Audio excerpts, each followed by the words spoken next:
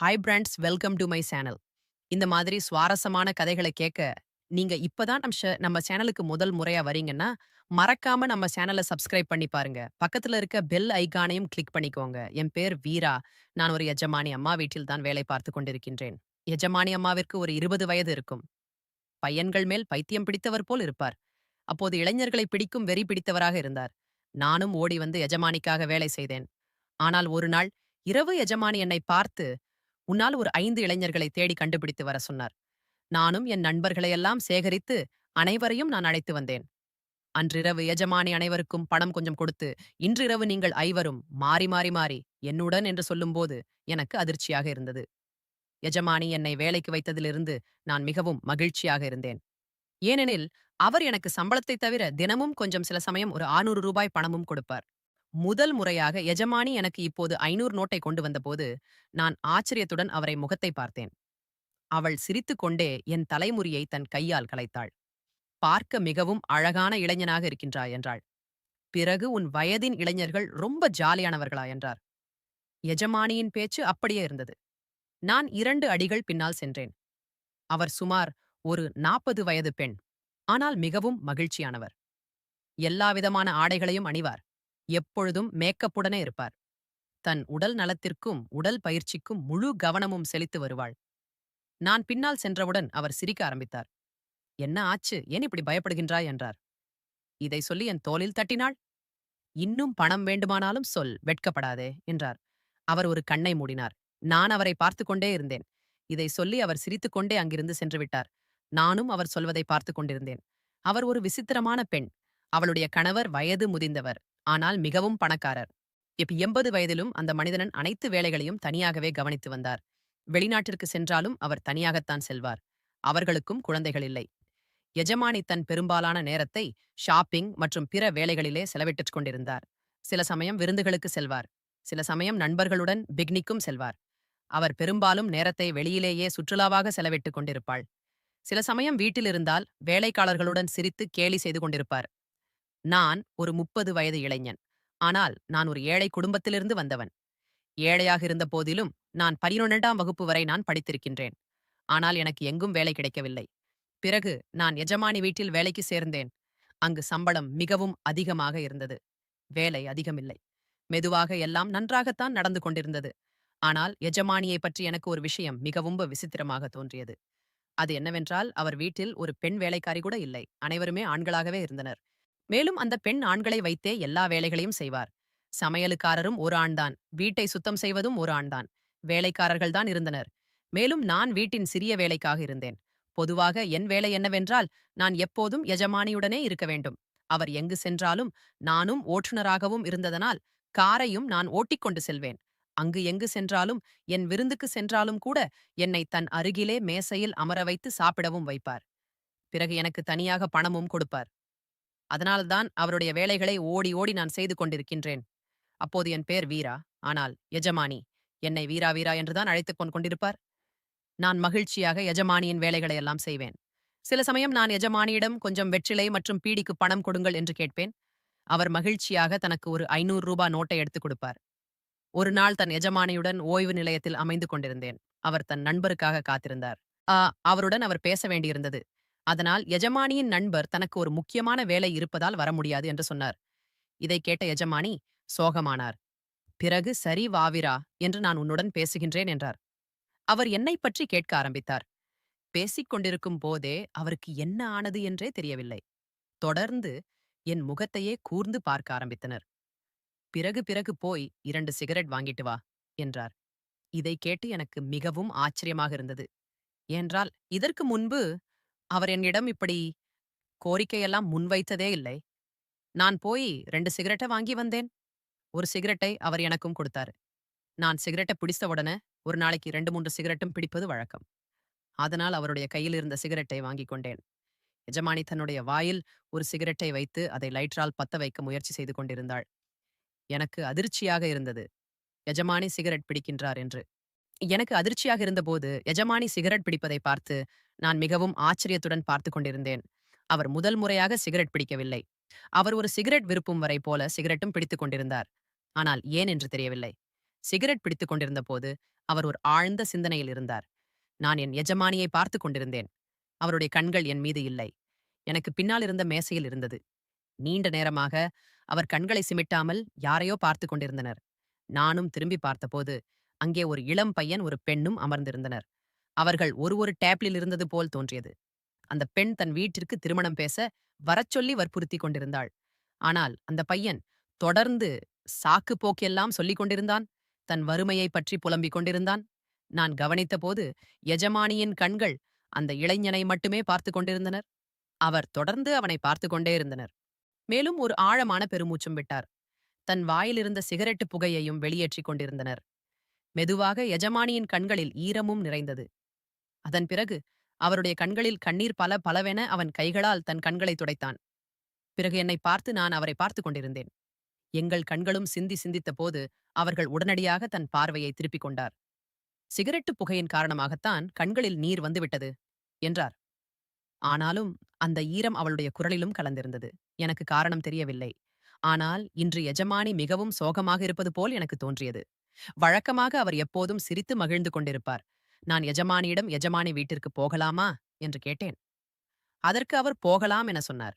பிறகு அவர் முன்பே இருந்த தட்டில் இருந்த ஒரு டிஷ்யூ பேப்பரை எடுத்து நான் பையிலிருந்து ஒரு கருப்பு பேனாவையும் எடுத்து அந்த டிஷ்யூ பேப்பரில் என்னமோ எழுதினார். பிறகு அதை மடித்து என்னிடம் கொடுத்தார். அந்த பின் எனக்கு பின்னால் அமர்ந்திருக்கும் அந்த இளைஞனிடம் இதை கொடு என்று சொன்னார். நானும் அந்த டிஷ்யூ பேப்பரை எடுத்து அந்த இளைஞரிடம் கொடுத்தேன். அவன் என்னை பார்த்தான். அவன் முன்னிருந்த பெண்ணும் என்னை பார்த்தாள். அவன் இது என்ன என்று கேட்டான். நான் பின்னால் இருந்த எஜமானியை சுட்டி காட்டினேன். அவர் என் எஜமானி அவர் கொடுத்தார் என்று சொல்லேன். அந்த பையன் திரும்பி எஜமானியை பார்த்தான். பிறகு அந்த டிஷ்யூ பேப்பரை திறந்து பார்த்தவன் பிறகு எஜமானியை பார்த்து புன்னகைத்தான். மேலும் டிஷ்யூ பேப்பரை தன் சட்டையின் மேல் இருந்த பாக்கெட் பையில் வைத்துக் கொண்டான். எனக்கு இது எல்லாம் என்ன நடக்கின்றது என்று எனக்கு புரியவில்லை. இந்த இளைஞன் என் எஜமானிக்கு தெரிந்தவராக இருந்தால் அவன் எழுந்து வந்து அவரிடம் பேசியிருப்பான் அல்லது அவரை சந்தித்திருப்பான். மேலும் அவன் ஒரு அழகான இளம் பெண்ணுடன் அமர்ந்திருந்த போது அவர் ஒரு 40 வயதான எஜமானியை ஏன் கவனித்து பார்க்க வேண்டும்? அவனுடைய முகத்தில் வயது முதிர்வின் அறிகுறிகளும் தெரிய ஆரம்பித்தன. இது எல்லாம் அந்த டிஷ்யூ பேப்பரில் எழுதி வார்த்தைகளின் காரணமாக இருந்தது. அதில் என்ன எழுதியிருந்தது என்று நான் பார்க்கவில்லை. அதை வாசித்த பிறகுதான் அந்த இளைஞன் என் எஜமானியை பார்த்து புன்னகைத்தான். மேலும் அந்த டிஷ்யூ பேப்பரை அவன் எரியாமல் தன் பாக்கெட்டிலும் வைத்துக் கொண்டான். இப்படியே ஏதோ ஒரு தவறு நடந்துள்ளது. எஜமான் என்னிடம் சரி, என் வேலையை முடித்துவிட்டு என்று சொன்னார். அவருடைய இந்த வேலையை முடித்தவுடன் முடிந்தது என்று நான் ஆச்சரியப்பட்டேன். இதை சொல்லி எஜமானி எழுந்து நின்றார். நாங்கள் வீட்டிற்கு திரும்புவோம். வீட்டிற்கு சென்று தன் அறையில் படுத்து தூங்கும்போது என் கண்முன் வந்து அதே ஓய்வு நிலையத்தின் காட்சி வந்து கொண்டிருந்தது. மீண்டும் மீண்டும் அந்த இளைஞனின் முகம் என் கண்முன் வந்து கொண்டிருக்க நானும் இன்னும் தூங்கவில்லை. அப்போது வெளியில் ஒரு கார் வந்து நின்றது. சத்தம் கேட்டபோது எனக்கு என்னன்னு தெரியவில்லை. பார்க்கிங் இடத்திலிருந்து காரும் கிளம்பியது போல் இருந்தது. நானும் கடிகாரத்தை பார்த்தேன். இரவே 2 மணி ஆகியிருந்தது. அந்த நேரத்தில் யார் வெளியில் செல்கின்றார்கள்? எனக்கு எப்படியும் தூக்கமும் வரவில்லை. அதனால் நான் எழுந்து என் அறையின் கதவை திறந்து வெளியில் உள்ள புல்வெளியில் நோக்கி நடந்து கொண்டிருந்தேன். நான் புல்வேளைக்கு சென்றபொழுது கார் மெயின் கேட்டிருந்து மிக வேகமாக வெளியே சென்றதைக் கண்டேன். காரில் என் எஜமானி அமர்ந்திருந்தார். அவர் அப்போது அவிழ்ந்த தலைமொழியுடன் முழு மேக்கப்புடனும் தன் வயதை விட மிகவும் இளமையானவளாக தோன்றினார். அந்த நேரத்தில் அவர் எங்கே செல்கின்றார் என்று எனக்கு ஆச்சரியமாக இருந்தது. அப்போது காவலாளி கதவை மூடியவுடன் நான் அவரிடம் சென்றேன். நான் எஜமானி இந்த நேரத்தில் எங்கே செல்கின்றார் என்று கேட்டேன். என் பேச்சைக் கேட்ட அவர் என்னை கோபமாக பார்த்தார். உனக்கு என்ன, நீ யார்? இதை கேட்க இந்த கேள்வியை முதலாளி கூட எஜமானிக்காய் கேட்டதில்லை. அவள் இரவு அந்த நேரத்தில் எங்கே போகின்றாள் என்று எஜமானி ஒருபோதும் யாரையும் தன் விஷயங்களில் தலையிட அனுமதித்ததே இல்லை. நீ யார்? காவலாளியின் பேச்சை கேட்டு நான் என் அறைக்கு திரும்பி வந்து யோசிக்க ஆரம்பித்தேன். இதன் அர்த்தம் எஜமானே, இதற்கு முன்பே இந்த நேரத்தில் வெளியில் சென்று வருகின்றார். முதலாளி கூட எதுவும் சொல்லவில்லை. ஆனால் அவர் இந்த நேரத்தில் எங்கே செல்கின்றார்?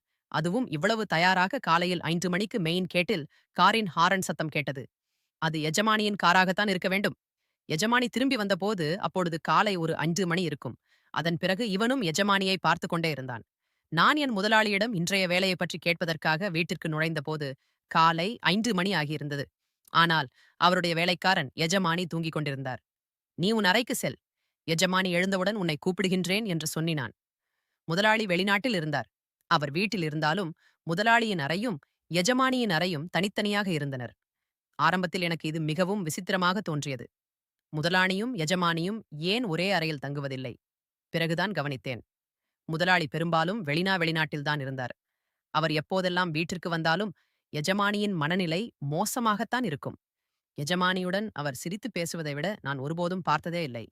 அடுத்த நாள் எஜமானியுடன் வெளியில் சென்றபோது, அப்போது என்னை அந்த உணவகத்திற்கு அழைத்துச் சென்றார். அங்குதான் அந்த இளைஞனை நான் சந்தித்தேன்.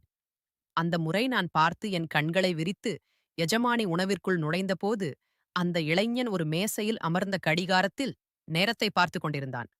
எஜமானியும் நானும் உணவிற்காக நுழைந்தவுடன் அந்த இளைஞனின் பார்வை எஜமானி மீது பட்டது. அவன் உடனே எழுந்து புன்னகைத்தான். அவன் அவர்களுக்காக காத்திருப்பது போல் தோன்றியது.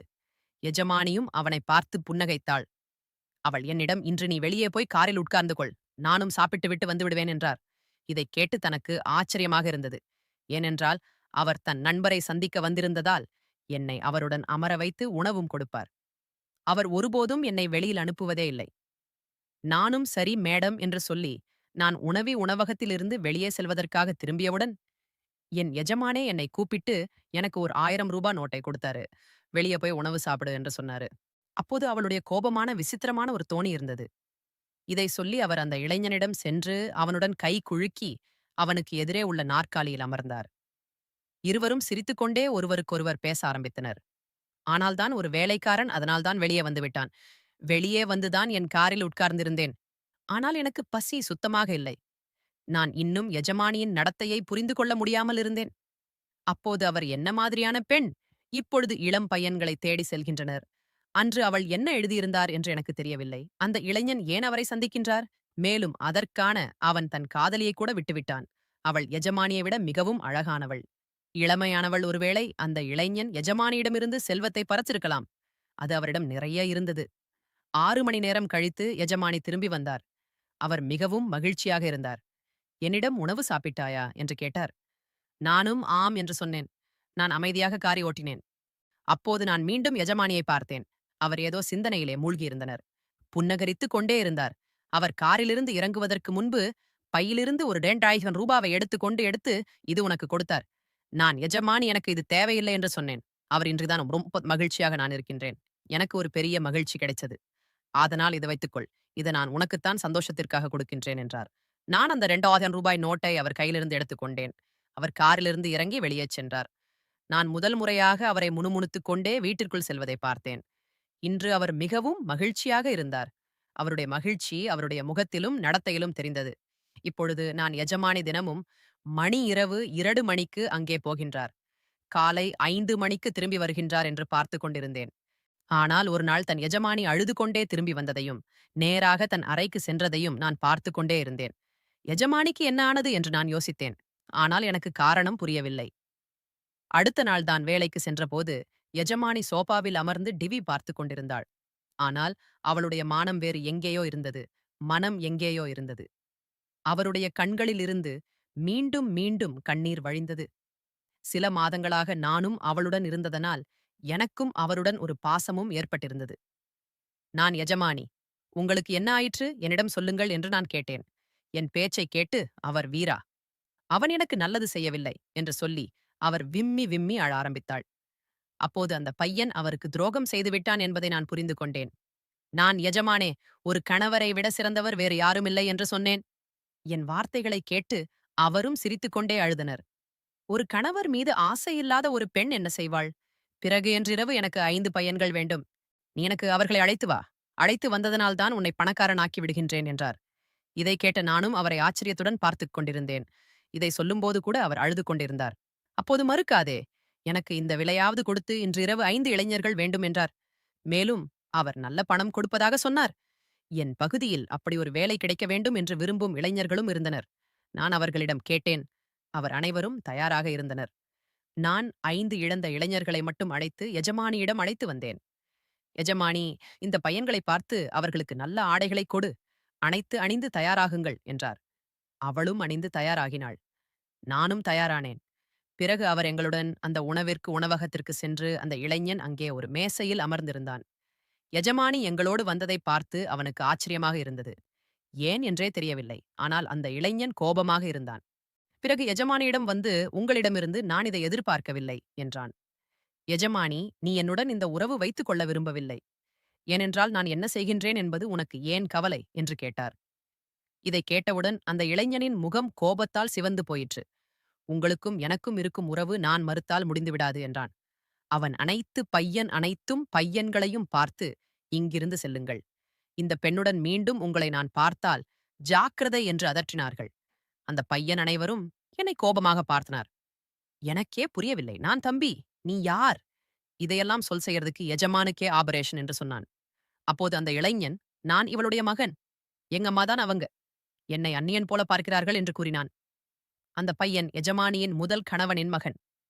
தன் முதலாளிக்கு எஜமானி இரண்டாவது மனைவி.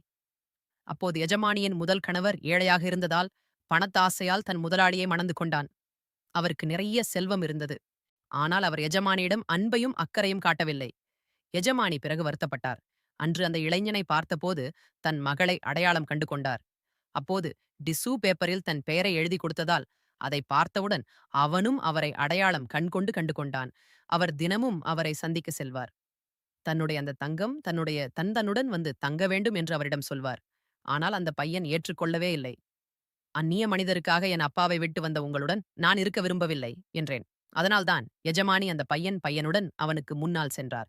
அவன் அதை தாங்க முடியாமல் இருப்பதற்காக மேலும் அதுதான் நடந்தது. அந்த பையன் எஜமானியுடன் இருக்கும் உறவை ஏற்றுக்கொண்டான். ஆனால் அவன் அவளுடன் இருக்க வரவில்லை. தன் அப்பாவுடனேயே இருந்தார். ஆம், தினமும் அவரை சந்திக்க வந்த மனக்கணக்கில் எஜமானி பேசுவாள். தான் நினைத்துக் கொண்டிருந்தேன். சில சமயங்களில் உண்மையை கண்களால் பார்ப்பதில்லை. உண்மையை வேறு ஏதையாவதாக இருக்கின்றது. அப்படியா ஒருத்தரை வெளியில வச்சு பார்க்கிற விஷயங்கள் எல்லாம் தவறாத்தான் இருக்கின்றது.